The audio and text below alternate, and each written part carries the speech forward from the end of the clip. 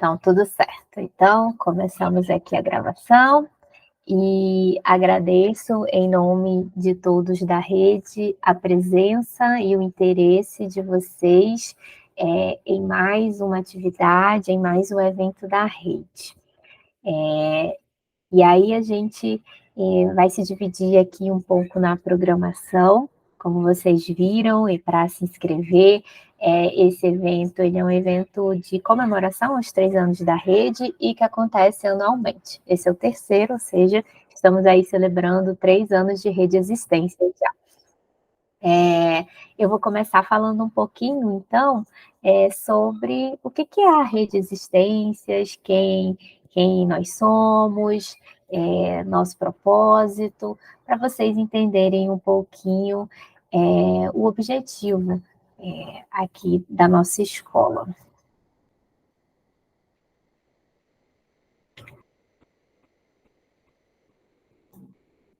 Então, vou começar aqui colocando uma pequena apresentação para vocês entenderem um pouquinho os objetivos da Rede Existência.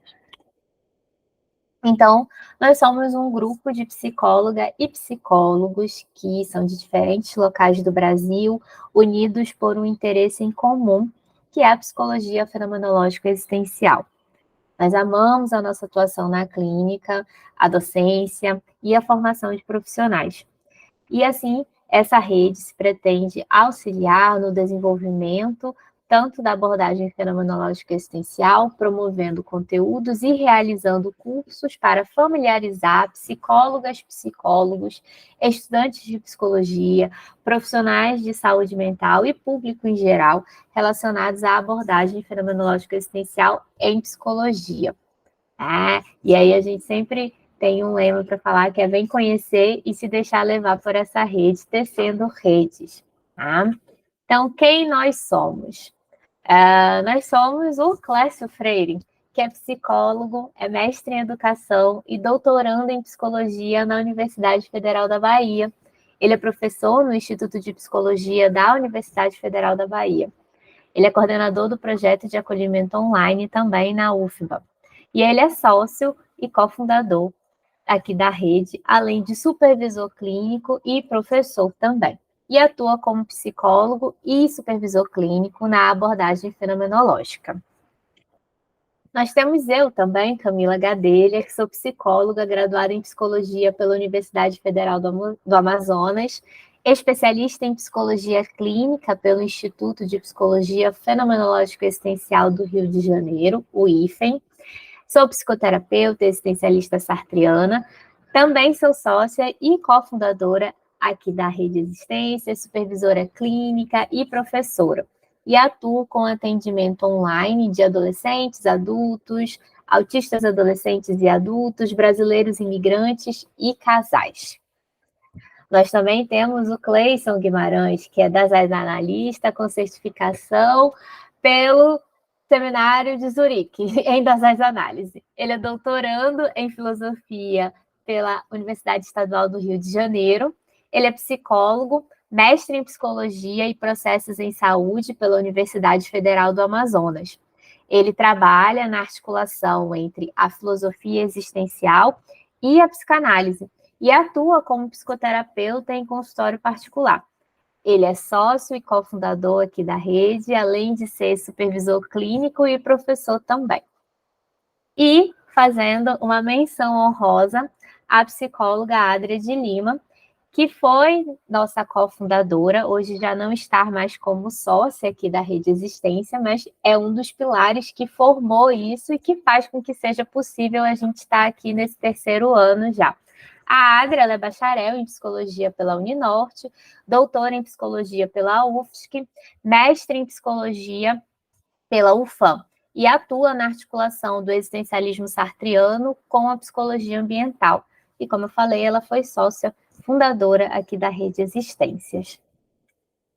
Então, a gente preza muito por alguns valores específicos, como o rigor técnico, a acessibilidade dos nossos cursos, a dinamização em rede, a valorização dos profissionais, o foco em trazer a teoria para a parte prática, a preocupação com questões sociais, o foco principalmente na formação dos nossos alunos e alunas, o estímulo à produção do conhecimento, inclusive o evento de hoje é fruto desse valor, e a busca por práticas inovadoras também, sempre pensando em como a gente pode ajudar a criar e a sustentar essa fenomenologia existencial que está aí ainda em curso e construção.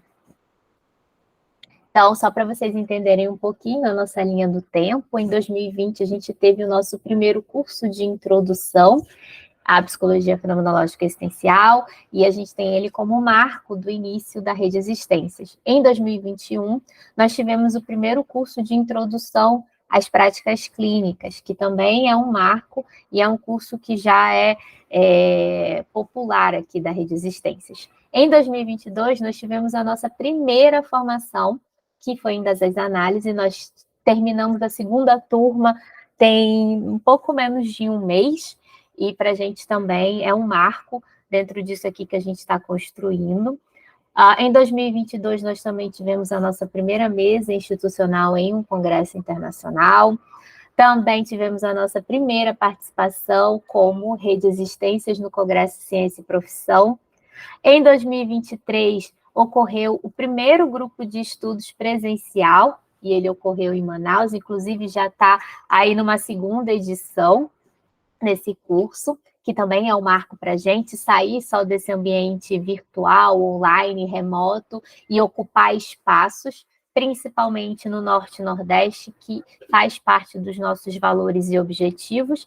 E também, em abril de 2023, nós tivemos o nosso primeiro evento presencial em Manaus, uma parceria com a Abraps Manaus e também com o programa de pós-graduação da Universidade Federal do Amazonas e do Integra, né, que é um local que acolhe psicólogos e, enfim, dá suporte para eles também em Manaus.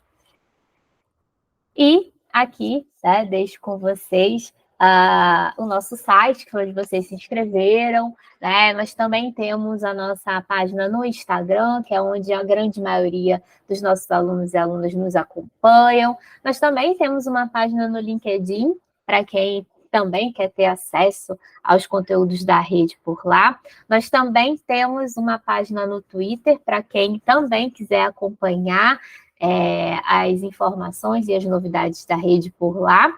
E o nosso canal no YouTube, que também é muito importante para a gente, porque é lá que a gente coloca os eventos que são gratuitos e abertos, como esse aqui que vocês estão participando, por isso que a gente está gravando, porque daqui a algum tempinho ele também vai estar lá para acesso de outras pessoas que não puderam participar, também ter acesso a esse conteúdo e as discussões que nós vamos trabalhar no dia de hoje.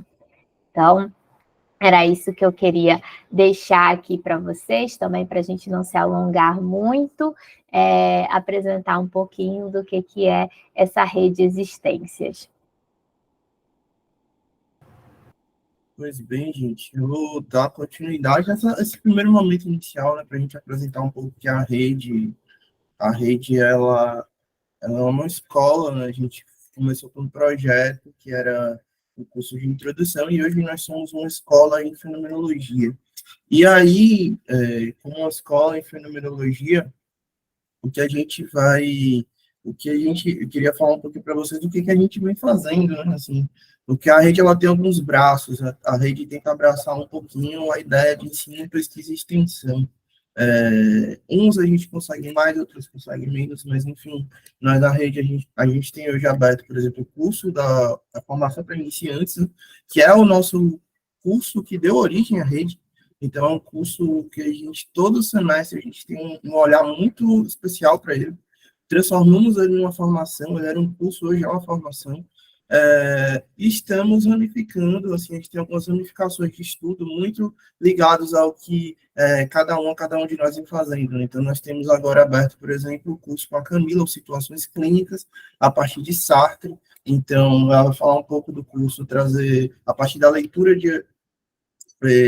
de situações clínicas, ela vai falar um pouco sobre a infância, falar sobre o atendimento com casais. Então, esse é um curso ministrado por ela, que está aberto para quem se interessar também. O Cleison aqui, que trabalha com datas análises, especialmente as datas análises de uma autora chamada Alice Rothschild, também está aberto um curso. Vocês viram que ele está fazendo essa articulação entre fenomenologia e psicanálise. As pessoas às vezes acham que a fenomenologia exclui a psicanálise, não é isso. A fenomenologia tem um diálogo bem profícuo com a psicanálise. O Cleison tem explorado a partir da Alice, e ele está fazendo um curso sobre casos clínicos de Freud, né? Ele pega os casos clínicos de Freud e analisa a partir das análises da Alice Rothschild.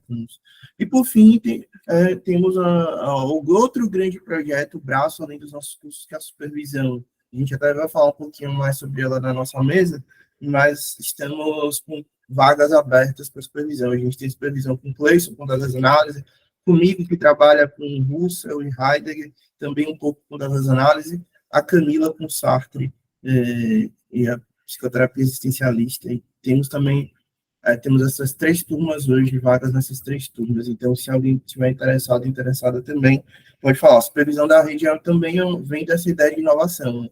Aqui na rede a gente tem uma metodologia própria. Quem fez nossos cursos aqui vai entender um pouquinho do que eu estou falando, né? A gente preza por uma prática clínica racional, uma prática clínica em que a pessoa saiba o que está fazendo, em que ela tenha noção dos principais elementos envolvidos numa clínica fenomenológica.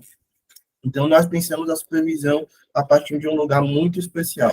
Então, vou passar um pouquinho agora, assim, terminei, eu vou falar com vocês um pouco mais para frente também, quando a gente for falar sobre a mesa, passar para o Cleison para ele falar um pouquinho mais da rede, para vocês conhecerem melhor.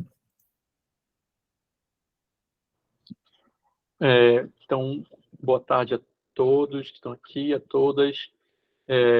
A gente quer agradecer assim, a presença de todo mundo, né, que tirou o seu sábado à tarde para estar aqui com a gente, né, ouvindo um pouco sobre fenomenologia existencial, prática clínica, em especial psicopatologia e sofrimento psíquico.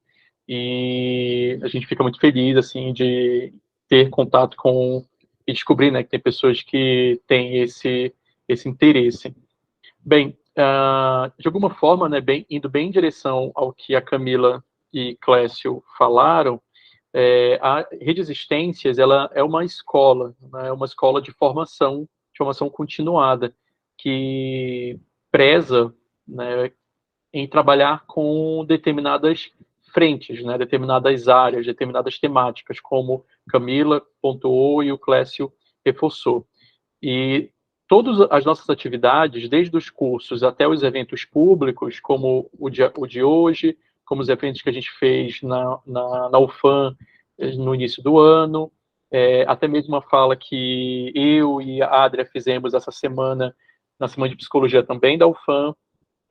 Todos os nossos eventos, eles visam promover um tipo de fenomenologia existencial que esteja articulada com a prática clínica, muito dentro de uma coisa que o Clécio falou agora há pouco, que eu achei bem nomeado, assim, né, que foi uma fenomenologia racional. Acho que é uma boa expressão, assim. Por quê, né? Porque normalmente a gente, quando começa a estudar fenomenologia, a gente se encanta, e aí depois vem a realidade, e a gente não sabe exatamente o que fazer com ela, e muitas vezes a gente fica meio perdido ainda durante muito tempo. Talvez alguns de vocês partilhem desse sentimento, eu mesmo já partilhei desse sentimento durante muito tempo, e eu vejo que a solução para esse sentimento é uma fenomenologia existencial, uma das análises racional, né, no sentido da gente poder olhar para a nossa prática e saber como trabalhar com ela enquanto uma caixa de ferramenta, que vai nos auxiliar frente a um conflito, frente a uma queixa, frente a um problema emocional que esteja ali sendo narrado por aquele paciente. Nesse sentido, então, todos os nossos eventos, eles procuram apresentar temáticas que são temáticas importantes e que auxiliem no desenvolvimento de uma fenomenologia racional. E uma das formas da gente poder apresentar essa fenomenologia racional é mostrando a prática dela, a partir de pessoas que possuem algum tipo de vínculo, algum tipo de relação com a fenomenologia existencial dentro de uma área de interesse, dentro de uma área de prática, dentro de um contexto clínico, um contexto psicoterápico, um contexto onde haja a figura do psicólogo. Nesse sentido, né, o tema, né, do evento de hoje, ele em algum grau, em alguma medida, está dialogando com a temática do sofrimento psíquico e a temática da psicopatologia. E a gente vai olhar para esse tema a partir da atuação, a partir da prática, de pessoas que, em alguma medida, têm uma relação prática, uma relação de interesse com essa temática do sofrimento psíquico e da psicopatologia. E é importante também a gente situar que é muito comum a gente ouvir, infelizmente, é muito comum a gente ouvir, por diversas explicações, tanto por desconhecimento, ou por alguma outra razão que a gente venha desconhecer, que é o quê? Que fenomenologia existencial não trabalharia com temas de sofrimento psíquico e psicopatologia. Mas é puro desconhecimento, porque a história da psicopatologia, a história dos estudos sobre o sofrimento psíquico em geral, tem a fenomenologia na sua origem. Então, isso também, esse evento, ele vem não apenas apresentar, né, pessoas que estão, em alguma forma, fazendo uma fenomenologia racional, a partir da sua relação com esse tema de interesse, com a sua prática, mas também de mistificar esse mito, né, que é onde fenomenólogos não trabalhariam com diagnósticos, com temas de sofrimento psíquico, ou com uma clínica que procure realmente ser sistematizada. Então, tem esse segundo aspecto. Por fim, né, também acentuar, né, que um evento como esse, ele vem, né, propor aí uma discussão sobre uma temática que está muito próxima à nossa prática, talvez até de forma cotidiana. Todo mundo que trabalha com psicologia, psicoterapia, em alguma medida está lidando com o sofrimento psíquico, está lidando com o desconforto e está lidando com a psicopatologia, a partir da sua prática. E aí, por isso, a gente precisa pensar a nossa prática de forma racional e de forma sistematizada, da gente saber exatamente o que fazer, como fazer, de que maneira fazer.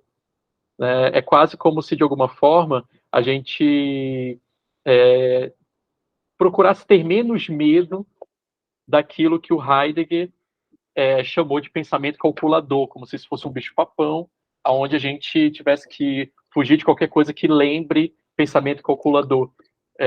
Sendo que trabalhar com uma forma sistematizada e racional não tem nada a ver com pensamento calculador. Quando Heidegger fala disso, ele está falando de outra coisa.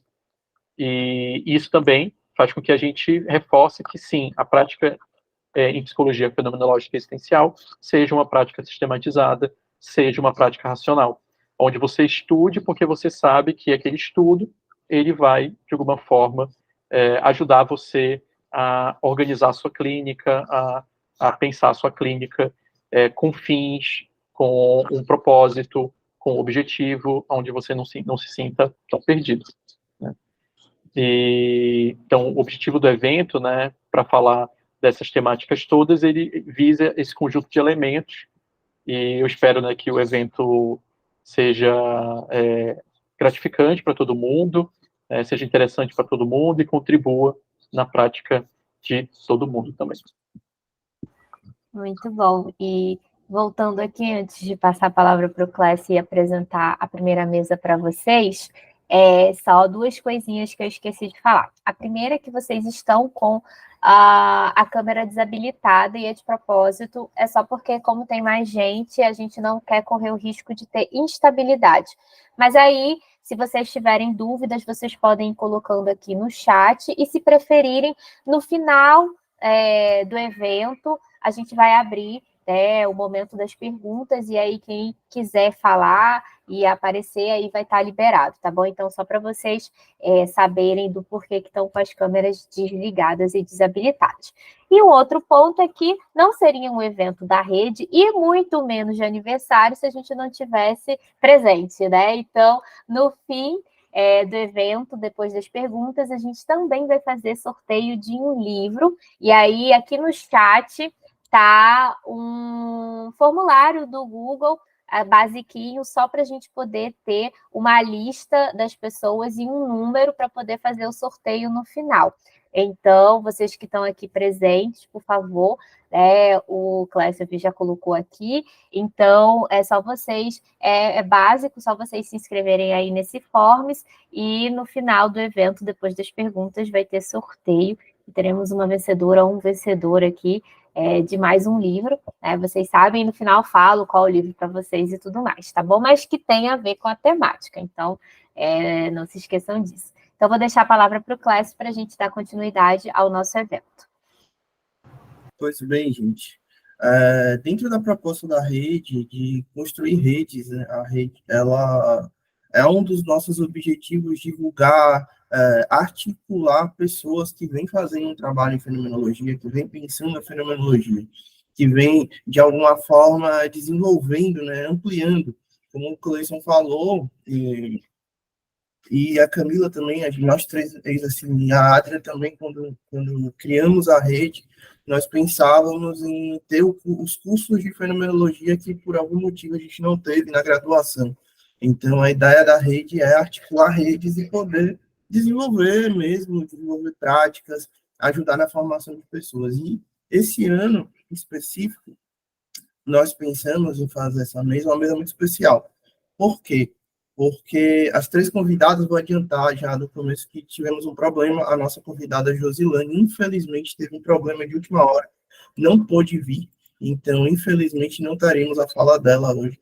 Mas, por outro lado, vocês sabem que ela falou no evento da rede ano passado, então vocês podem encontrar a fala dela no YouTube, no evento da rede passado, fazendo articulação entre das análises e questões raciais. Então, fica o convite aí. Infelizmente, a gente também sente muito, a Josilane sentiu muito por não estar aqui com a gente. Mas a Josilane, ela faz parte das três convidadas que são supervisionandas, se não na rede, no projeto rede, a gente temos os nossos grupos de supervisão, mas supervisionandas também de algum de nós. Então, passa por aqui, por essa ideia da rede, que articula redes, de ajudar as pessoas a divulgar o trabalho, de pessoas que estão trabalhando com fenomenologia existencial. Então, por quê? Porque a ideia da gente é essa, né? Até evocando uma palavra aqui do nosso saudoso Raul Seixas, aqui de Salvador. Sonho que se sonha só, é só um sonho que se sonha junto vira realidade, né? Então, a ideia da gente é articular e fazer a fenomenologia crescer no Brasil, e que a gente consiga ter essa proposta mais racional, né? Só te dando nome aos bois, essa proposta, na verdade, é da Alice Rotsaikunz. Ela tem um texto sobre isso, fantástico, uma atitude mais racional das análises, e aí a gente pensa na fenomenologia. Então, para a gente participar da mesa, eu vou chamar aqui as nossas duas convidadas. Como eu disse para vocês, a Josilane, infelizmente, não vai poder, que são a Lorena, que é a nossa aluna aqui não só dos grupos de supervisão, mas também foi nossa aluna na formação em das análises, e a Aline. A Aline também aqui, muito próxima da rede, inclusive participou no Ciência e Profissão, aqui ano passado. Vou falar um pouquinho aqui das duas agora, um pouco do currículo das duas, né, fazer essa parte mais proforme, e apresentando afetivamente, né, os vínculos que temos aqui. Então, as duas têm uma ligação muito privilegiada com a rede, né? Trabalham junto com a rede, estão presentes, são duas parceiras que temos aqui. A Lorena, ela é psicóloga, graduada pela Universidade Federal do Amazonas, especialista em psicologia clínica fenomenológica existencial pelo IFEM, no Rio de Janeiro, tem formação em das análises pela Rede Existências, atua na clínica fenomenológica existencial com adultos há pouco mais de 3 anos. Interessa-se pela atuação do psicólogo na saúde pública e as possibilidades de articulação da clínica fenomenológica nesse contexto. Aline Lima, psicóloga, mestrando em psicologia pelo Programa de Pós-Graduação em Psicologia da Universidade Federal do Amazonas, UFAM, professora universitária e bolsista do projeto SUPER, pós-graduando em Psicologia Educacional e Clínica Fenomenológica Existencial pelo NUCAF. Atua em clínica particular a partir das análises. Está como coordenadora do Núcleo Manaus da Abraps. Então, explicando um pouquinho para vocês também, a Lorena ela trabalha conosco aqui no grupo de supervisão, eu sou o supervisor dela, e a Aline tem feito um trabalho com o Cleison, né? Então, são as duas supervisionandas que a gente chamou. A Josilane trabalha também em outro projeto que eu tenho aqui na UFB, mas, infelizmente, ela não pode estar presente também aqui, faz parte também do nosso, como é que se diz, dessa proposta da rede de articulação, né? Bem, vou passar a palavra agora, vou seguir a ordem, vou passar para a Lorena, a fala. Ai, gente, eu já estou emocionada aqui, não sei se vocês estão vendo. Mas, enfim, eu vou me controlar para poder conseguir fazer a fala direitinho, né? Mas, desde já, quero agradecer, que é uma grande honra estar participando desse evento da rede. Eu não vou falar muito, senão eu vou chorar mais, né? Já está aqui a lágrima caindo. Mas eu quero dizer que é uma grande honra não só estar participando do evento, mas hoje estar abrindo a mesa da icônica também, Aline Lima. Também é uma grande honra estar participando desse momento com ela. E sem mais delongas, eu vou iniciar minha fala. Eu preparei, infelizmente, não preparei nenhum material visual, mas eu preparei uma fala escrita, até para eu poder me organizar melhor no tempo. E vocês vão ver que na minha fala eu falo um pouco da minha trajetória profissional, acadêmica, e eu peço um pouquinho da paciência de vocês, porque ela tem um sentido dentro do tema que eu estou trazendo, né? A minha proposta é discutir um pouco a clínica fenomenológica e o cuidado em saúde pública, fazendo uma articulação entre as possibilidades no atendimento de pessoas que vivem com HIV e AIDS. Então, à medida que eu for fazendo a fala, vocês vão entendendo os motivos pelos quais eu fui construindo o pensamento dessa forma. Então, eu vou iniciar aqui.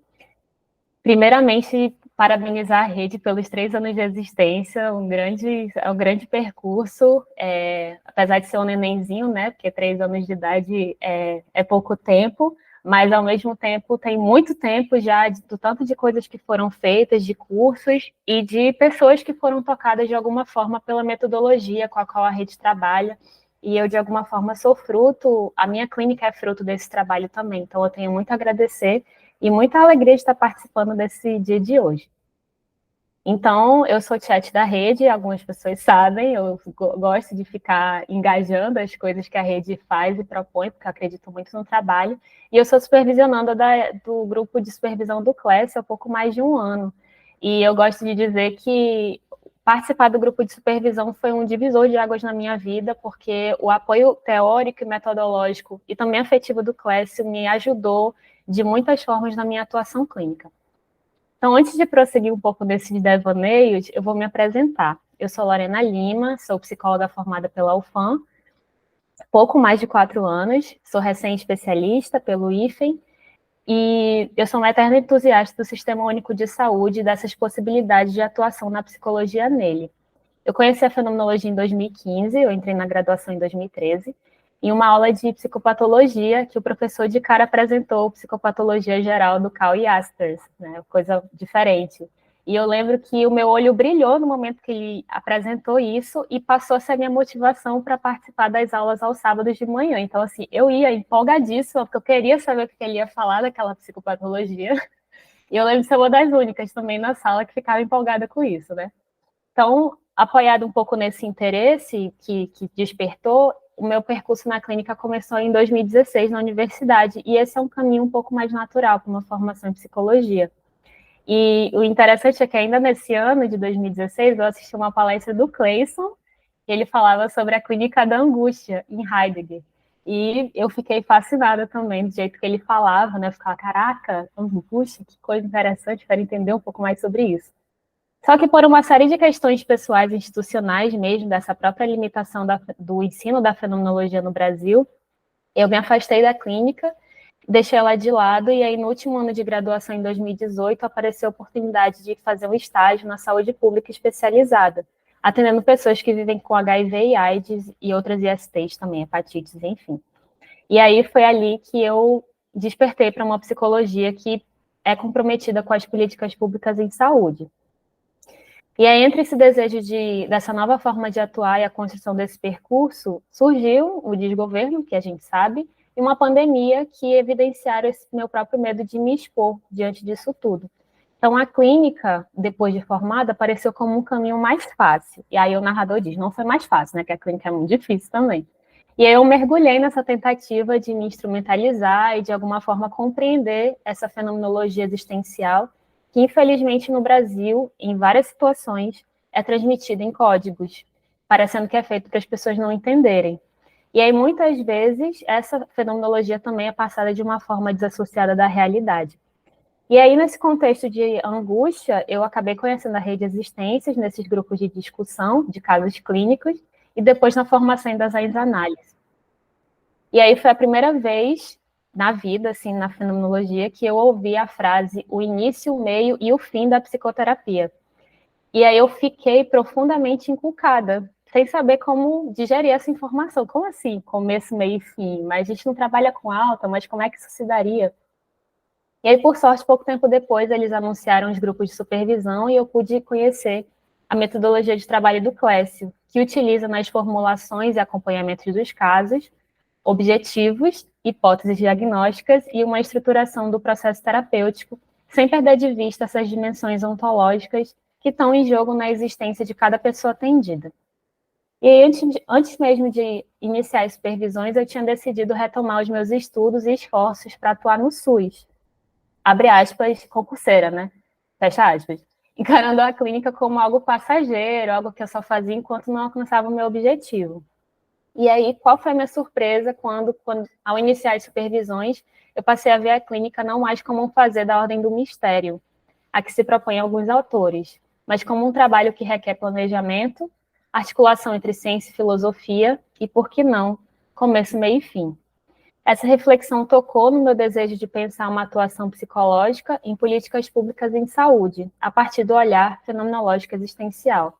Porque até então me angustiava pensar que eu deveria abandonar esses anos de estudo, porque articular entre teoria e praxis, pensando na realidade da saúde pública brasileira, não seria possível.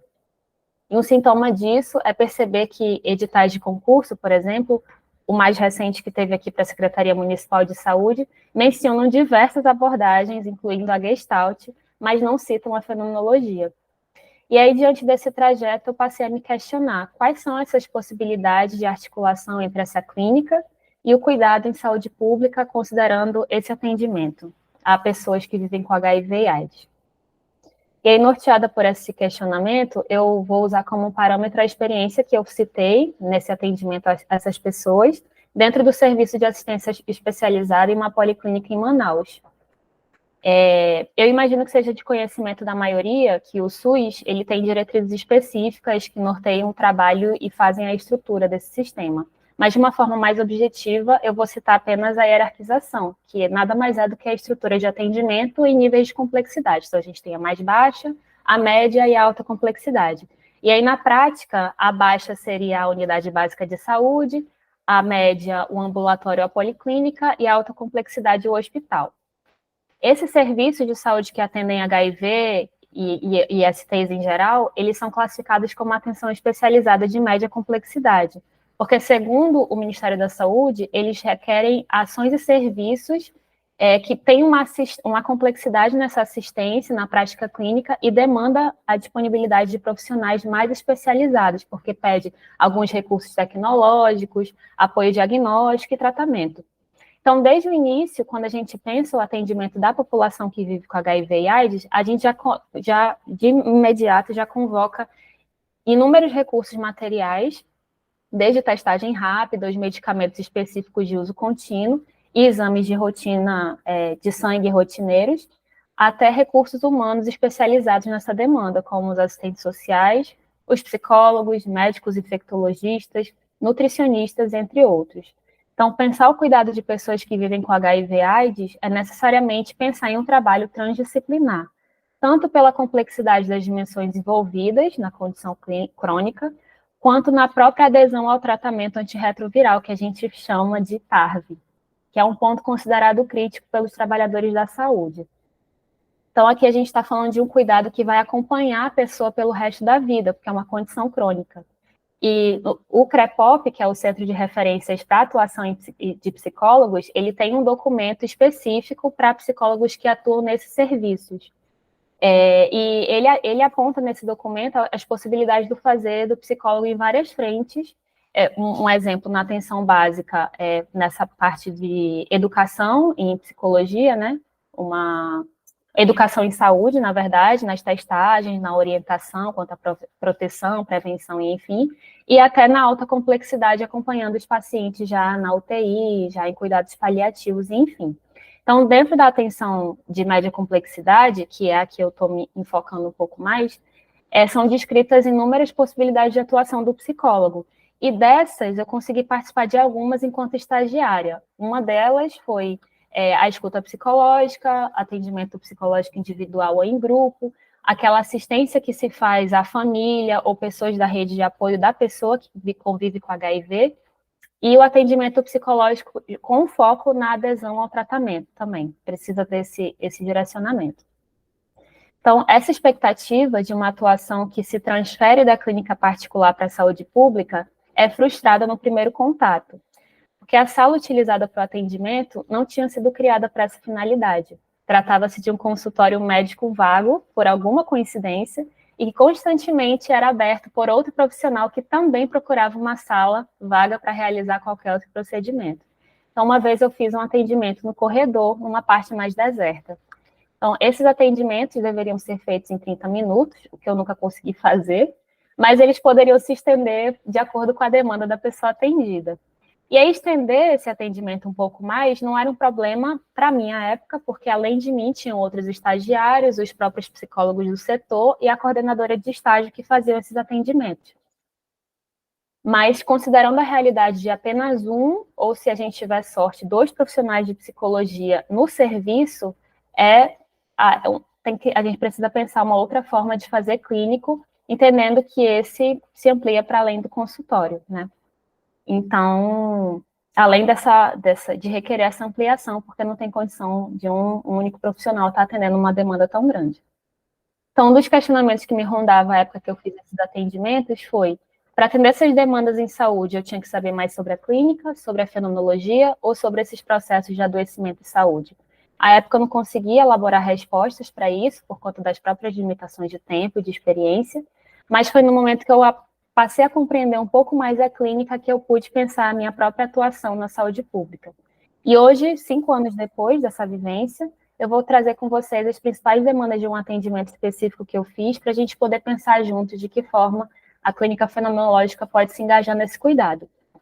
E aí, para isso, eu farei um breve relato da história clínica e separarei algumas informações importantes com base no exercício de formulação de casos clínicos, adaptados do livro Psychotherapy Case Formulation, que é da Tracy D. Ellis, em 2015, que a gente utiliza em supervisão com Clécio. Então, o intuito é desenvolver uma sistematização dessa clínica fenomenológica, considerando o caráter de atendimento psicológico breve, porque ainda que a proposta do programa de atendimento para HIV e AIDS recomende o acompanhamento por longo período, não necessariamente ele será continuado pelo mesmo profissional. Então, vale ressaltar que as informações do relato foram alteradas de modo a preservar a identidade da pessoa atendida. Então, tratava-se de um homem cisgênero, de 32 anos, homossexual, o qual recebeu o diagnóstico positivo para HIV durante um exame de rotina. No mesmo dia, ele foi encaminhado para o médico infectologista. Estava muito abalado com a notícia, não conseguia expressar os sentimentos que se passava com ele naquele momento, e eu prestei as primeiras orientações e apoio, ofereci meu contato telefônico e ele foi embora. Tentei contatá-lo durante algum tempo, sem resposta. Mas, um tempo depois, ele voltou para a unidade de saúde e iniciou o acompanhamento e o tratamento antirretroviral. E aí, nessa época, ele falou da sobrecarga que ele sentia em virtude de um término de namoro, que não tinha a ver com a sorologia, era um término anterior a essa descoberta dele, a recém-descoberta da sorologia e o falecimento de um ente querido. 8 meses depois da primeira escuta, ele estava em adesão à TARV e apresentava resultados de exame de carga viral indetectável, que isso é o grande objetivo, né, do tratamento, essa carga viral indetectável. Logo no início do tratamento, ele apresentava muita preocupação em relação ao horário dos medicamentos, receoso de uma possível resistência viral, e entrava em contato comigo para esclarecer algumas dúvidas nesse sentido. Relatava a culpa por não conseguir conversar com o ex-namorado sobre a sorologia, porque possivelmente tinha contraído dele, só que ele não sabia como o ex-namorado reagiria a essa informação, porque ele era, segundo ele era mais instável, tinha alguma questão depressiva envolvida também, então isso era uma grande questão para ele. Inicialmente ele teve dificuldade para se relacionar afetivo e sexualmente, desde que ele descobriu a sorologia, mas no decorrer dos atendimentos ele iniciou um relacionamento sério, o namorado na época já conhecia a sua sorologia, inclusive era soro discordante, ou seja, ele não tinha HIV, e eles tinham uma boa relação. E ele caracterizava a si mesmo como uma pessoa impulsiva, muitas vezes se arrependendo de atitudes que tomou anteriormente. Aí, fechando esse breve relato, nesse exercício que eu estou trazendo aqui para a gente pensar, eu vou utilizar os tópicos que eu explicarei melhor em breves, mas só para vocês se familiarizarem com o nome, eu vou citar uma lista de problemas, um diagnóstico, uma hipótese explanatória e uma hipótese central diante desse relato breve que eu fiz aqui para vocês. Esses tópicos, eles contribuem para a construção do caso clínico, na medida em que permitem observar quais dimensões estão presentes naquele atendimento e de que forma o projeto terapêutico pode ser elaborado para cada caso. Então, a lista de problemas diz respeito à queixa do paciente, o que a pessoa que está atendendo percebe, né, em relação à agitação, psicomotora, ansiedade, essas coisas, e outras dificuldades que são vivenciadas por essa pessoa, de uma perspectiva social, fisiológica, psicológica, emocional, enfim, nas várias dimensões que a gente pode apreender. Então, esse paciente, ele apresentava uma impulsividade que ele relatava e que eu observava era essa agitação psicomotora e uma certa ansiedade. Da vida, ele tinha uma relação difícil com alguns familiares, tinha um término do namoro, alguns ajustes relacionados à nova condição sorológica e incertezas em relação ao curso de graduação. Então, isso era uma grande queixa para ele, que ele estava inseguro, como é que seria esse futuro. O diagnóstico, por sua vez, diz respeito ao modo como o paciente se organiza existencialmente na relação consigo mesmo, com as pessoas e com os espaços sociais, nos espaços sociais. E também para verificar se há a presença de uma possível psicopatologia. Esse atendimento específico, eu não identifiquei nenhuma psicopatologia à época, e como ele se organizava com ele mesmo, ele se sentia muito responsável e culpado pelas situações que aconteciam com ele e com os outros. Então, ele colocava a si mesmo como o centro das resoluções dos conflitos ou quem fazia os conflitos acontecerem. Na relação com as outras pessoas, ele sentia que não era prioridade para as outras pessoas e que ele tinha que estar sempre atrás. E nos espaços sociais ele era percebido como uma pessoa muito extrovertida, que todo mundo gostava de ter por perto, enfim. E aí o próximo tópico, a hipótese explanatória, permite compreender um pouco esses fatos que desencadearam a questão trazida pelo paciente e assim como os recursos e obstáculos que ele tinha para esse enfrentamento. Então, o que precipitou a ida dele para o atendimento psicológico foi a sorologia positiva para o HIV, porque ele estava sendo atendido nesse serviço, né? Talvez se fosse em outro contexto, o que tivesse precipitado a ida dele fosse outra coisa, mas nesse contexto foi a sorologia. E aí, à medida que a gente vai fazendo os atendimentos, é possível que esses precipitantes mudem também, mas eu vou falar disso um pouquinho depois. De recursos, ele tinha uma boa rede de apoio, principalmente da mãe, ele tinha amigos que davam esse suporte, principalmente em relação ao HIV, tinha uma boa adesão ao tratamento antirretroviral, uma boa rotina de cuidados, ele fazia os exames de rotina, ele tinha uma questão com a religiosidade, enfim, um certo suporte religioso, e ele fazia bastante planejamentos para o futuro em relação à carreira, então a gente entende que isso são recursos que ele tem. E de obstáculos, ele tinha a questão da culpa, essa preocupação relacionada aos relacionamentos afetivos sexuais, desde a sorologia, e essa indefinição na carreira. E aí, finalmente, como último tópico, antes da gente pensar o planejamento terapêutico, tinha a hipótese central que se refere à dimensão ontológica presente nessas queixas ônticas dele, né? Dificuldade de se relacionar com as pessoas, de se sentir culpado, enfim. E aí, como tema existencial, eu consegui identificar que ele tem uma escuta particularmente aguçada para esse olhar do outro e para sustentar o peso da própria existência no que se refere às decisões dele. Então, toda vez que ele ia decidir algo, ele precisava de uma certa aprovação das outras pessoas, da família, em relação ao curso, enfim. Além disso, ele tinha uma questão com essa imprevisibilidade da vida, né, das coisas poderem mudar de um dia para o outro, e o HIV ele colocava bastante ele nesse lugar, né? Porque um dia ele não tinha sorologia e no outro dia ele tinha. E a questão da corporeidade que acaba aparecendo também. E uma sedimentação de sentido que ele apresentava era essa relação de culpa, né? De ser responsável por tudo. Então, depois dessa espécie de raio-x, várias aspas, da situação clínica, a gente consegue delinear os objetivos a serem trabalhados no decorrer dos atendimentos, com o intuito de acompanhar o paciente na lida com as próprias questões, estimulando ao engajamento no próprio processo.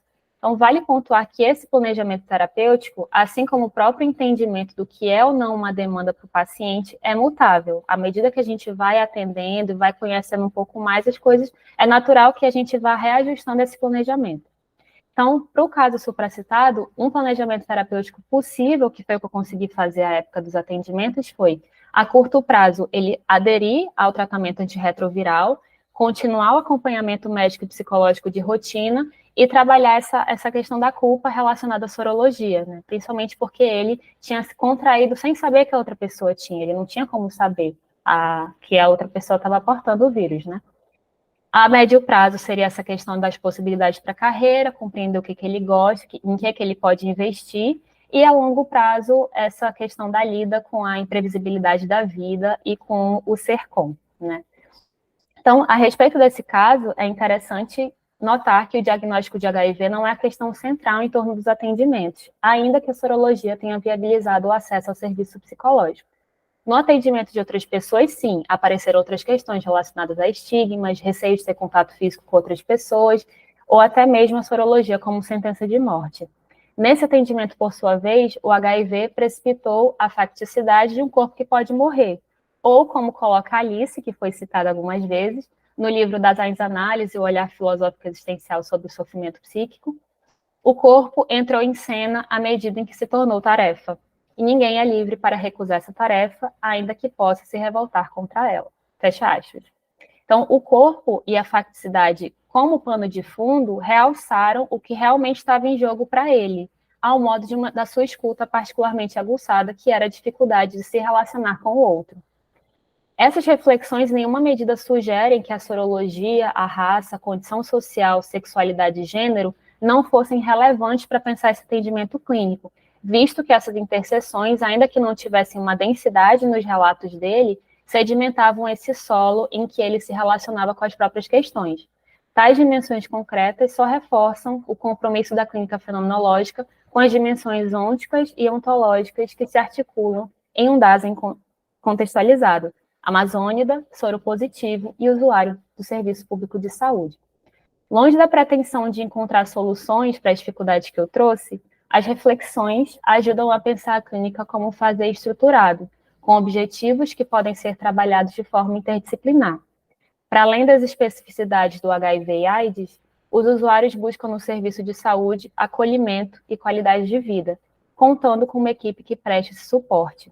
O cuidado, por sua vez, não pode ser substitutivo. Nos processos de saúde e doença, a pessoa atendida também se engaja no cuidado de si mesma e dos outros, como algo que se apresenta também se engaja no cuidado de si mesmo e dos outros, que é algo que se apresenta na clínica fenomenológica, o que nos sugere, depois desse extenso relato, que ao modo do cuidado em saúde pública, a clínica fenomenológica também tem o seu lugar. Obrigada. Obrigada, Lorena. Gente, só um adendo que assim, a gente fechou as câmeras, no final a gente vai ter um tempinho, vocês podem comentar, vocês podem fazer perguntas entre a próxima atividade até do Jordi, que já está aqui, né? Então, vou passar agora, assim, né, para a gente ter um tempo para a Aline fazer a fala dela. Aline, só para você, antes de você começar, só para você ficar bem situada no tempo, tá bom? Você tem 30 minutos, tá certo? Tá bom. Oi, gente, boa tarde. Estão me ouvindo bem? Todo mundo? Tá. Primeiro, agradecer, né, pela Rede Existências, pelo convite, né, acho que estou muito feliz de estar aqui, é um prazer imenso estar na companhia da Lorena, a gente estava até papeando ali no WhatsApp, né, nossa, que massa, na mesma mesa com a Lorena, né, que lugar legal. E parabenizar a rede por esses 3 anos, né, a gente fala assim, nossa, tá começando, tá começando a andar, tava engatinhando e está começando, né? Mas assim, o quanto que tem história, né? O quanto que esses 3 anos são 3 anos de completa construção, né? Desenvolvimento da fenomenologia, demarcando a fenomenologia aqui no norte, né? E no nordeste, eu entendo assim, e no Brasil todo, de certa forma, né? Então, parabenizar e agradecer mesmo pelo convite. Eu preparei algumas, não vou trazer especificamente um caso, né? Assim, mas penso em trazer algumas nuances, né, alguns exemplos dos atendimentos com crianças e adolescentes. Pretendia falar, né, deles de certa forma mais extenso, mas acredito que não vai haver tempo, né, de falar dos dois, crianças e adolescentes, mas a gente pode conversar também ao final. E vou me apresentar, né, como já fizeram, eu sou Aline Lima, tenho 2 anos mais ou menos de formação, né, formei através de um programa de políticas públicas, o ProUni, na Uninorte, né, numa universidade particular aqui de Manaus. Sou mestranda hoje no programa de pós-graduação em psicologia pela UFAM, pós-graduanda pela NUCAF, em clínica fenomenológica existencial, e tenho uma pós-graduação em psicologia educacional, né, e aí, como que chegou, então, nesse lugar da clínica infanto-juvenil, né, por que o interesse com crianças? Acho que o meu interesse com crianças vem muito de toda uma trajetória na minha própria infância, né, então, quanto que desde criança eu tive um contato muito forte, porque eu era criança, claro, né, com outras crianças, mas também uma relação de cuidado. Então, eu sempre fui muito vista como uma criança, uma mini adulta, né, a minha adulta que estava ali dando aula para as crianças menores, que estava em contato com elas, que queria, né, cuidar das outras crianças, enfim. E eu gostava, né, de lidar com crianças desde muito cedo. Então, na adolescência, no início da juventude, enfim, por aí foi. E na psicologia, né, na graduação não foi diferente. Embora não tenha tido espaços ali por conta da pandemia, né, do boom da pandemia, para atender crianças na clínica, né, da Uninorte, por exemplo, assim que eu saí, as minhas primeiras experiências foram com crianças e adolescentes. A minha primeira paciente na clínica particular foi uma adolescente. E aí eu tomei um tapa na cara, assim, porque, uau, como que é lidar com uma adolescente, né, na clínica? Uau, como que é específico? Quantas nuances não estão envolvidas quando a gente lida com crianças e adolescentes, né? O fato de que, quando a gente vai atendê-los na clínica, a gente não só atende a criança e adolescente, a gente atende a família, a gente atende a sociedade como um todo, vamos falar assim, né? A gente tem que ter um olhar apurado para toda a dimensão que rodeia as crianças e os adolescentes, e não somente aquele sujeito que está ali.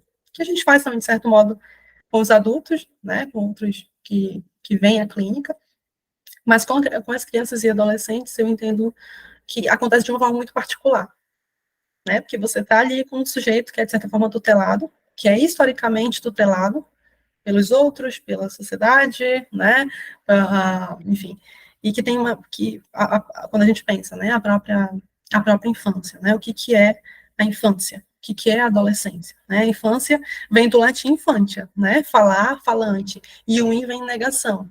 Então, é o não falante, aquele que não é capaz de falar. Olha que curioso quando a gente pensa no termo, na infância. A gente coloca esse lugar da infância, esse lugar das crianças, então, nessa categoria dos que não têm voz, né? Ou que até podem ter voz, mas que não é dada a eles a voz, a possibilidade de falar, né? São dessa forma compreendidos. E adolescentes, do verbo adolescer e crescer, né? Só para a gente crescer. Então, pensar sobre esses 2 pontos de quem não é capaz de falar, entre muitas aspas, né, a infância, e esse crescer do adolescer, né, dos adolescentes, que acabam nos dando um certo norte para a gente pensar sobre o modo de existir, né, o modo de existência na adolescência e na infância. Eu vou lendo, eu vou ser enxerida, vou lendo no chat. Que acabam nos dando... Pode falar, Cecília. Não, só para dizer rapidinho que, gente, a gravação vai ser disponibilizada no YouTube. Eu achei que tu ia ler, desculpa, Aline, de interromper. Eu li. Enfim. Tá. Então, essa etiologia da palavra, né, tanto da palavra infância quanto da adolescência, nos acabam dando norte sobre esse modo de existir na infância e da adolescência, né, que são próprios dessas 2 fases da vida. Né? A gente pensa quando a gente pensa a história da infância, a gente tem como uma história marcada de quase que objetificação das crianças sobre os adultos, né, pelos adultos. Então, as crianças, por muito tempo, e ao longo, antes de elas serem consideradas como sujeitos de direitos, né, através de direitos humanos, legais, pelo ECA, né, as crianças eram ali, essa fase da infância não era entendida como uma fase propriamente certa, uma fase que requeria direitos, né, e aí, quando a gente passa desse lugar de criança que não tem direitos, né, de uma criança, a infância, enquanto esses sujeitos que não têm direitos, que não têm lugar na sociedade, e que passam a ter, quando se apresenta aí os direitos humanos, o ECA, a gente parte de uma mudança de tutela, né, saem de mini adultos, ou de, né, meros mini adultos, para um lugar de que são sujeitos, são corpos que nós adultos podemos comandar, que nós adultos podemos ditar e dizer o que eles devem ou não fazer, né, logo, quem eles podem ou não ser. E aí entra para uma questão primordial, assim, na clínica, entendo, né, na clínica fenomenológica existencial, que é como a gente pode pensar e como a gente vai fazendo, né, escolhas na clínica para entender a autonomia da criança, em poder ser, né. A Beatriz, Ana Beatriz, não sei falar o sobrenome dela, né, Saytry-Wolski, né, da ABD, costuma frequentemente falar, assim, o ponto que as teorias da psicologia do desenvolvimento, né, e as teorias psicológicas, historicamente, vão trazendo a infância em fases, né, a psicologia do desenvolvimento especificamente, em fases. Então, a primeira infância, a segunda infância, né, o terceiro momento ali da infância, até chegar na adolescência, né, e é sempre o momento do que eu não sou uma criança de 5 anos, né, não sou um pré-adolescente ainda, mas eu tenho que ser. Então, tenho que ser um adolescente. E depois de adolescente, tenho que ser um adulto. Né? Depois de um adulto, tenho que ser um idoso. Mas essas primeiras fases da infância parecem estar sempre, pelas teorias do desenvolvimento, sempre olhadas a partir do que não é, do que a criança não é, e do que ela terá que deixar de ser. Né? A partir da experiência, das expectativas dos adultos. Para a própria Ana Beatriz, né, ela fala assim que a infância seria uma espécie de status inferior ao adulto.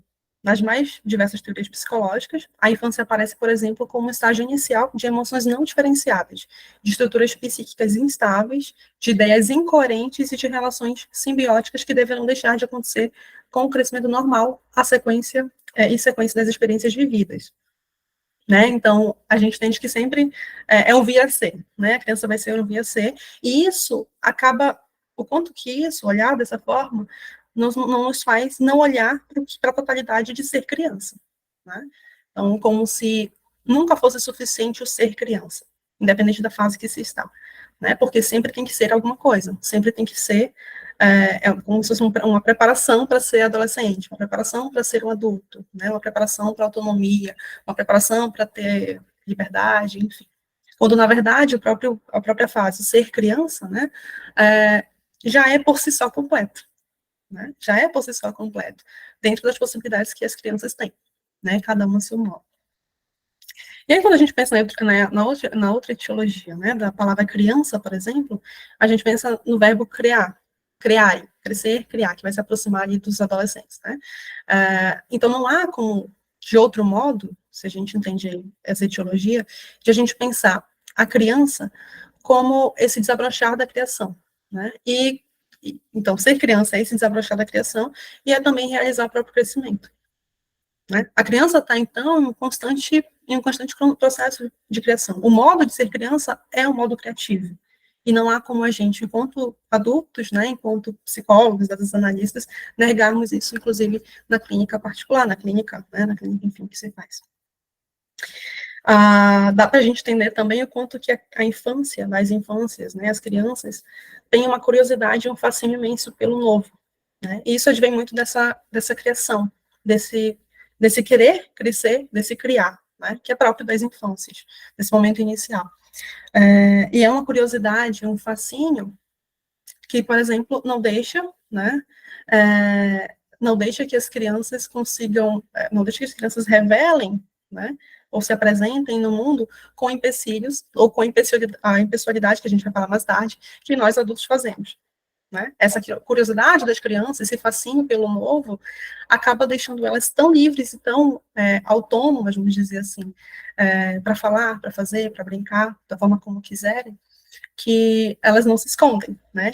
E isso, por vezes, se torna um problema. Por vezes, não, na maioria, né? Quando as crianças chegam no consultório para a gente, e elas são tidas como esse problema para os adultos, é porque, de algum modo, elas não escondem, né? Elas não conseguem ainda performar ou utilizar esses âmbitos da impessoalidade que nós adultos conseguimos. E aí, pensando nesse campo da criatividade, né, que a criança cresce, a própria Ana Beatriz fala muito que, no livro, né, conhecido O Tempo da Criança, lá dos anos 2000, que o tempo da criança é, em primeiro lugar, o tempo do já, né, o tempo do imediato, do que está se apresentando naquele momento, e é propriamente o tempo da descoberta, né.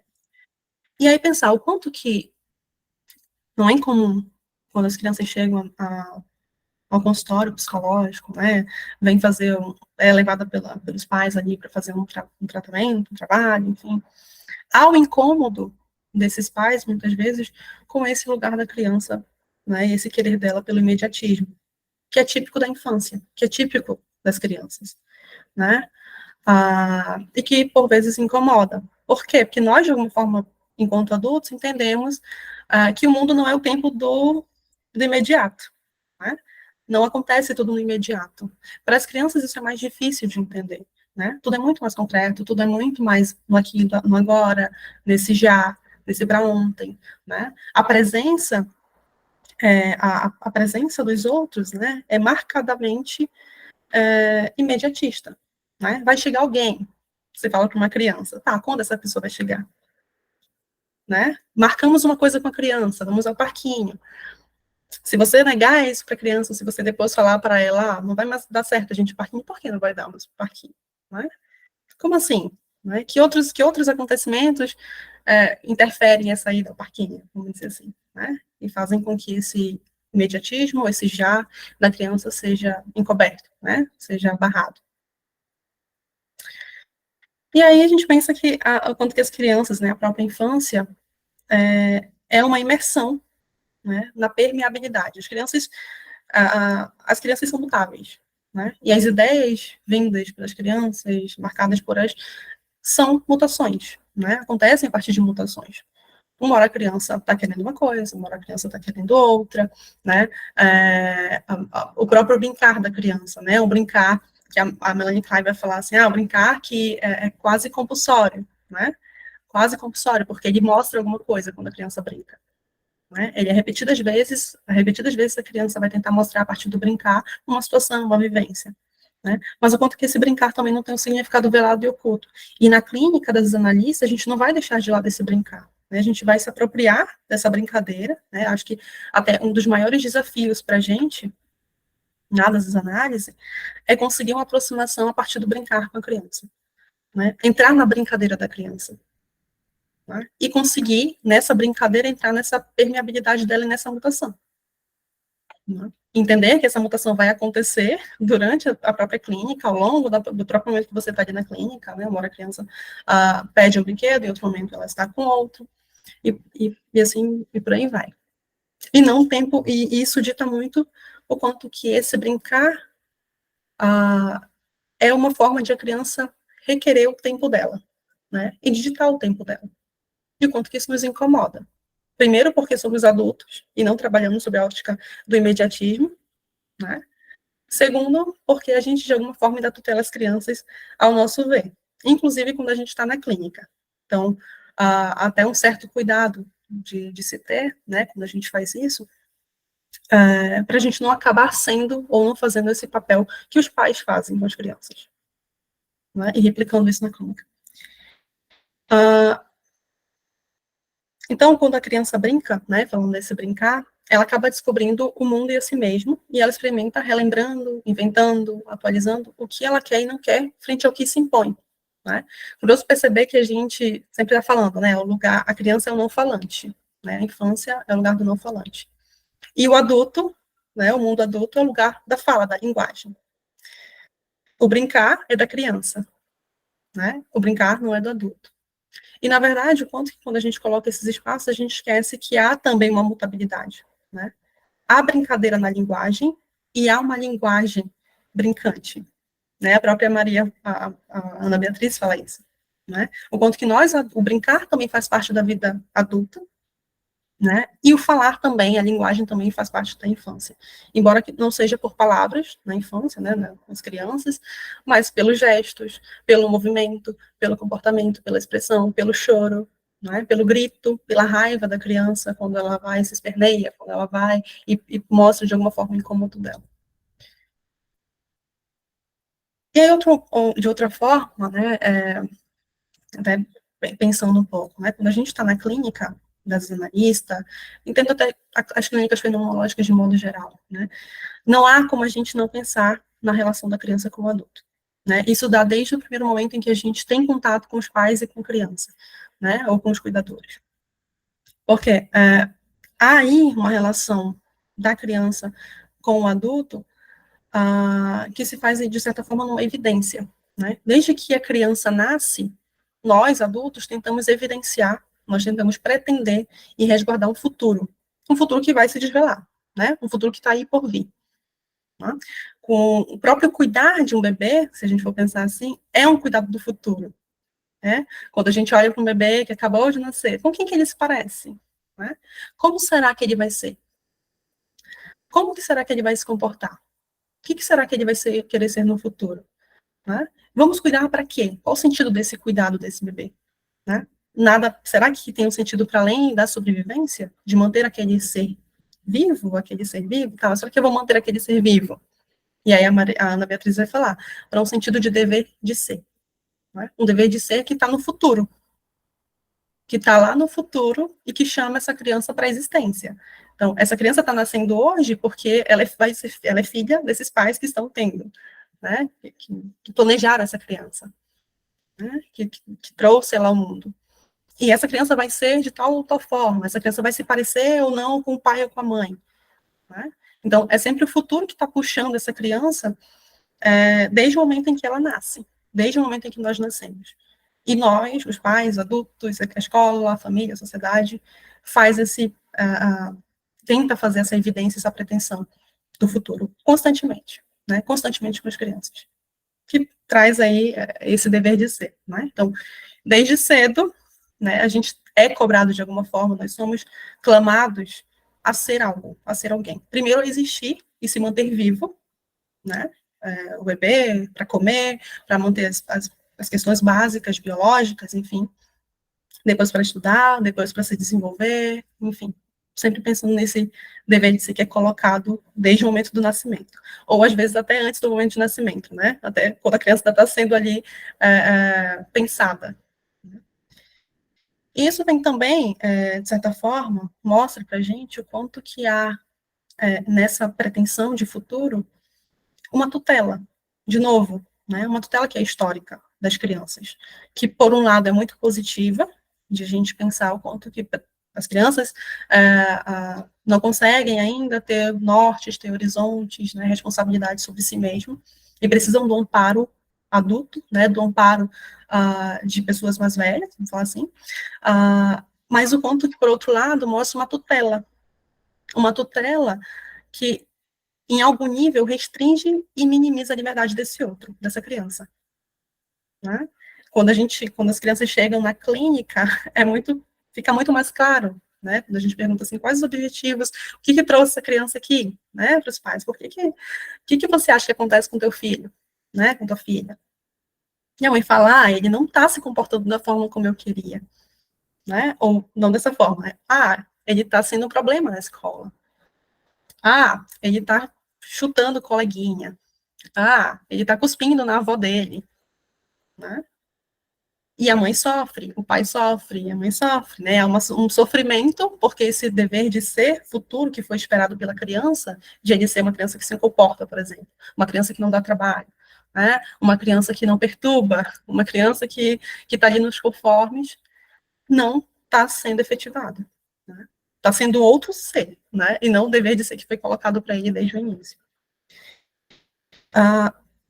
Uma coisa que sempre vou falar da Ana Beatriz, é hoje uma das referências para mim, pensando das análises, né, com crianças, a gente tem muitas poucas referências aqui no Brasil, na das análises, né, pessoas que trabalham com criança, infância, enfim, ela é uma delas, ela vem falando o quanto que o não, né, quando a gente lida com crianças entre 5, 7 anos, né, e a gente, nessa tutela das crianças, escolhendo por elas, a gente acaba negando algumas coisas, né? Então, para ela, o não dos pais em relação à criança não é um simples não, né? É para além de uma negativa, um desejo, algo que foi querido pela criança, esperado, pode também ser um cuidado, né? Então, se por um lado esse não é uma tentativa de minimizar a liberdade da criança, por outro, é também uma forma de cuidado. Algo que foi requerido e esperado, né? Entendendo esse cuidado como um cuidado para além do imediato. Né? Se o mundo da criança é o imediato, nós adultos, nosso trabalho enquanto adultos, né, nosso papel enquanto analista, é entender que esse cuidado se impõe para além do imediato. Né? E aí a gente pensa a lógica do limite, né? Quando a gente vai falar assim, vamos com os paizinhos, com as mãezinhas, né? Os pais chegam lá, quais os limites que eu preciso colocar com essa criança? Né? Estou colocando os limites e não é suficiente. Então, não é suficiente para quê? Né? Para que esse limite? Com qual intenção esse limite está sendo colocado? Né? Para um cuidado em relação a esse imediato da criança, ao que ela quer fazer, ao que ela acha que pode fazer, ou a essa forma de tutela também, né, de minimizar a liberdade dessa criança, de fazer com que ela não faça suas escolhas. Né? E aí, normalmente os pais perguntam, mas ele não sabe o que ele quer, né? Uma criança não sabe, é costumeiro a gente falar, as crianças não sabem o que elas querem. Não sabem, elas não podem ter essa liberdade porque elas não sabem o que fazer. Será mesmo que as crianças não sabem o que fazer? Se você colocar um chocalho e uma bolinha na frente de um bebê recém-nascido, né, de um bebê de 7 meses, certamente ele vai escolher. Certamente ele vai escolher um chocalho, uma bola, ou os dois, né? Ele vai fazer uma escolha. Então, como que ele não sabe o que quer? Né? Como que a gente pode entender que as crianças não sabem o que querem? Elas querem. Né? Elas não querem, talvez, como a gente, como nós adultos. E aí a gente ia pensar um pouco essa lógica do controle, né, mas vou aparecer um pouco aqui, passo, quanto que há uma preocupação, né, por outro lado, de outro lado dessa tela, um excesso de controle, né, e preocupação dos pais em relação às experiências iniciais, à internet, hoje em dia, aos meios digitais, né, que as crianças acessam, numa tentativa falha, né, de evitar que as crianças tenham experiências ruins, de passar por angústias e aprender a lidar com as frustrações. Né? Por que é falha?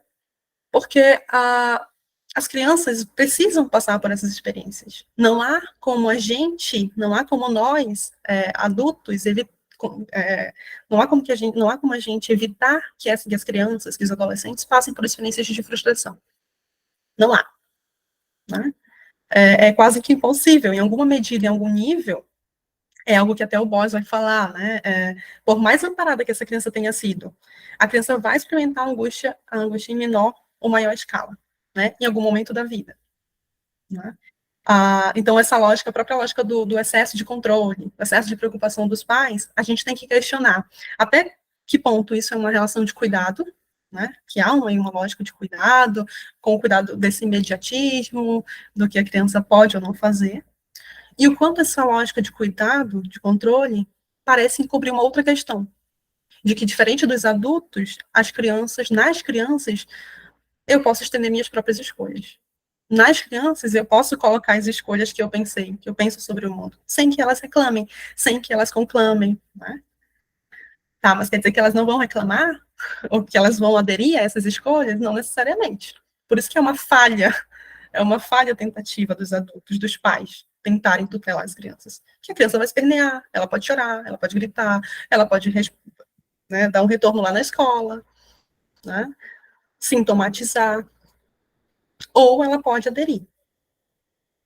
Né, mas ela ainda assim tem uma escolha diante dessa outra escolha do adulto, dessa escolha do pai, dessa escolha da mãe. Né? Então, acaba sendo sempre uma falha tentativa. E isso, acho que é um desafio para a gente colocar, é um desafio que se dá quando a gente lida com os pais na clínica das analistas. Né? Para além de a gente pensar como que é a relação entre as crianças e os pais, e de a gente fazer um papel ali de mediação, né, enquanto das analistas, de aproximar esse pai, essa criança, de tentar entender quais questões, como que eles podem resolver alguma situação, vamos dizer assim, é mostrar para esses pais que não há como evitar, ou não há como tutelar a criança, para que ela não passe por uma angústia, para que a minha lógica de cuidado, né, para que as minhas próprias escolhas sejam as escolhas da criança. Podem até ser, né, mas vai depender da escolha da criança, né, porque ela é um sujeito de direitos, vamos pensar assim, e se ela é um sujeito de direitos, né, nós temos que começar a trabalhar isso, né, com os pais, essencialmente. Acho que o maior desafio hoje na clínica, trabalhando com crianças, independente, acho que da abordagem, é lidar com os pais, né, isso é unânime quando a gente conversa com outras psicólogas, outros colegas de várias abordagens, né, como que a gente sensibiliza os pais e como que a gente pensa com esses pais e mostra para eles o fato de que os filhos não são uma extensão, né, do próprio corpo, das próprias escolhas, embora esses filhos sejam abarcados do desejo do pai, né, de ter um filho, às vezes, quando a criança é bastante assistida, quando ela é desejada, enfim.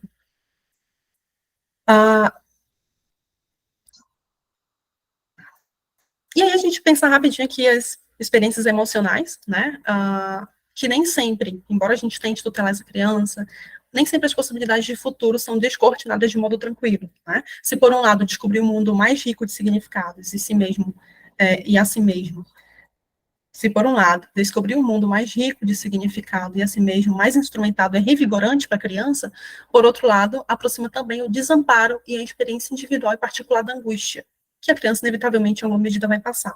Tá? Um exemplo, quando a gente não estranhamente, algumas crianças ficam muito mal, né? Muito angustiadas, quando ouvem temas sobre morte, guerra, catástrofe. Tá? E a gente pode pensar, nossa, o que está acontecendo com essa criança? E aí vou fazer todo um trabalho para que ela entenda o que é a morte, né? Sensibilizá-la de alguma medida que, foi para o céu, né? Usando algumas metáforas para a criança, está sendo cuidada pelos anjinhos, né? Está em lugar melhor, né? Acontece. O que a criança experimenta aí? Aparentemente, ela lida com a própria impotência, né? Enquanto criança, frente à finitude humana, para o fato de que todos nós somos mortais. Então, ainda que uma criança de 3 anos, 4 anos, seja só uma criança de 3 anos, 4 anos, veja só, ela já tem uma experiência aí, ainda que breve, ainda que sendo construída, para a finitude humana, para a verdade, né? Para uma verdade de que todos nós um dia vamos morrer.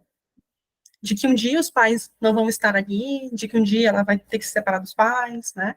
E isso muitas vezes vira um conteúdo, vira uma demanda para a clínica, né? Não é estranho que algumas crianças cheguem no consultório com demandas de medo, né? Que dentre as fantasias infantis, esse medo da morte, esse medo da separação, esse medo de não ver mais os pais apareça, né? E gera angústia, né? As crianças choram, sofrem, etc.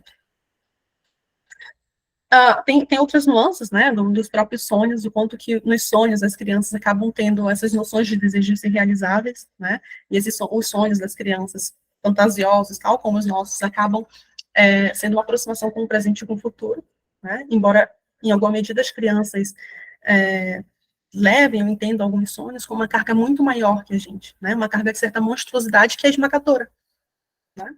E que aí, de novo, em alguns sonhos, quando a criança acorda chorando, né, gritando, sofrendo muito, em pesadelos, para ela é assustador o fato, né, de que aquele sonho, por exemplo, diante de um presente ou de um futuro, antecipa uma questão para ela.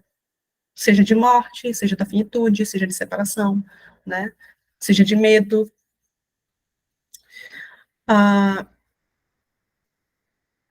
E uma coisa que a Alice vai falar muito importante, né, acho que partindo para a finalização, o quanto que a infância se mostra como o tempo das primeiras e mais elementares experiências ontológicas, e com isso como um tempo eminentemente filosófico, né?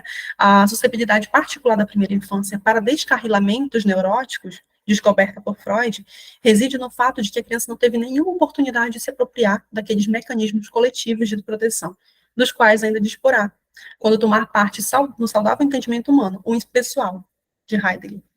Né? Então, para a criança, esse sofrimento, a própria vergonha, a angústia, né, a culpa, quando aparecem para a criança, por vezes parecem gritantes, né, mais sintomáticas, mais problemáticas na visão dos pais, porque as crianças não conseguem, tal como nós, adultos, ir para a impessoalidade. E olha que legal que é isso, né? Olha que pureza e que riqueza é lidar com as crianças, né? Com essa completude. Quando a gente pensa assim, as crianças mentem, né? As crianças vão mentir na clínica, mas consideravelmente talvez elas mintam menos que a gente, menos que os adultos, né? No sentido das verdades emocionais que aparecem para elas, no sentido das experiências, né, ontológicas que estão se formando ali na infância, né? Da escuta aguçada, que para Alice Hodgson ainda está se formando na infância, né? As crianças não têm uma escuta particularmente aguçada, ainda está se formando, né? Então, a gente está sempre pensando nesse sentido, né, de como a gente faz esse trabalho. Acho que estou bem no tempo, ia falar do caso, mas não vai dar tempo. E é isso, gente. Obrigado, Aline, né, pela fala, só para a gente vai ter aí, acho que vai ter tempo para uma rodada de perguntas, não mais que isso, infelizmente, estamos com um tempo, né, estourado. Só antes de abrir aqui para vocês dizer um pouco das iniciativas, né, assim, de que a Aline, junto com o Cleison, integra um núcleo das análises do Amazonas, que é outro projeto também que surge da rede. Eu falei dessa parte de pesquisa, ensino, extensão, a gente tem essa parte mais acadêmica, e o instrumento que a Lorena usou é outro trabalho que a gente tem feito aqui também, um adaptor de um formulário que já existe para a fenomenologia para formular caso clínico, né? E agora a gente envia para publicação, o texto que estou eu, a Adria e a Beatriz, que está aqui comigo também. Ela está assistindo aqui, ela trabalha com questão de terapia e fenomenologia, então a gente está para publicar esse fruto desse trabalho que a gente vem fazendo aí, a gente vem há um ano nos grupos de supervisão, eu e a Adria, trabalhando com esse instrumento e aprimorando ele. Pois bem, a gente vai parar de gravar agora, a gente vai ter um tempo assim bem curto para as perguntas, né? Vou botar aqui para parar de gravar.